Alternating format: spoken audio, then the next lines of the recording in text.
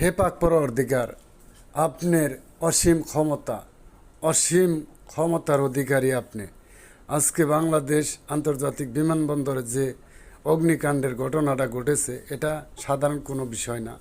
এটা এটা এমনই একটা বিষয়, এই এয়ারপোর্টে আমরা যারা সাধারণ নিরীহ প্রবাসীরা যারা এখানে আমরা জীবনভরা প্রবাস শেষ করে আমরা যখন এয়ারপোর্টে আসি, তখন এই এয়ারপোর্টে আমাদের উপর অনেক অত্যাচার, জুলুম, নিপীড়ন, লুট তরাজ, দুর্নীতি, ঘুষ বাণিজ্য সব কিছু বাংলাদেশ এই এয়ারপোর্ট কর্মকর্তারা করে থাকে। আজকে আপনি কুদরতি ক্ষমতা দিয়ে এই সমস্ত অসাধু কর্মকর্তাদের উপর আপনার কুদরতি গজব আপনি নাজিল করবেন। এখানে আমাদের উপর, আমরা প্রবাসীদের উপর যে ধরনের জুলুম, অত্যাচার, নিপীড়ন করে, তাতে এয়ারপোর্টের সমস্ত কিছু পুড়ে গেলেও আমাদের প্রবাসীদের আত্মায় শান্তি পাবে না।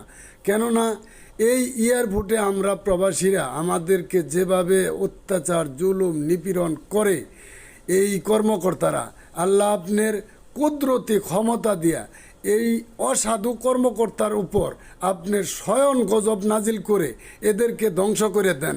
এদেরকে ধ্বংস করে দিয়া আমাদের প্রবাসীদের আত্মা শান্তি দেন। ইয়া আল্লাহ, এদেরকে এমনভাবে ধ্বংস করে দিবেন যারা জীবনে আর কোনো দুর্নীতি, প্রবাসীদের উপর কোনো জুলুম, অত্যাচার, নির্যাতন না করতে পারে। কারণ আপনার কুদরতি ক্ষমতার বলে আজকে এই অগ্নিকাণ্ড দিয়ে আপনি পুরিয়া সারখার করে দিছেন। আপনার কাছে লাখ লাখ কোটি কোটি শুকরিয়া জ্ঞাপন করি।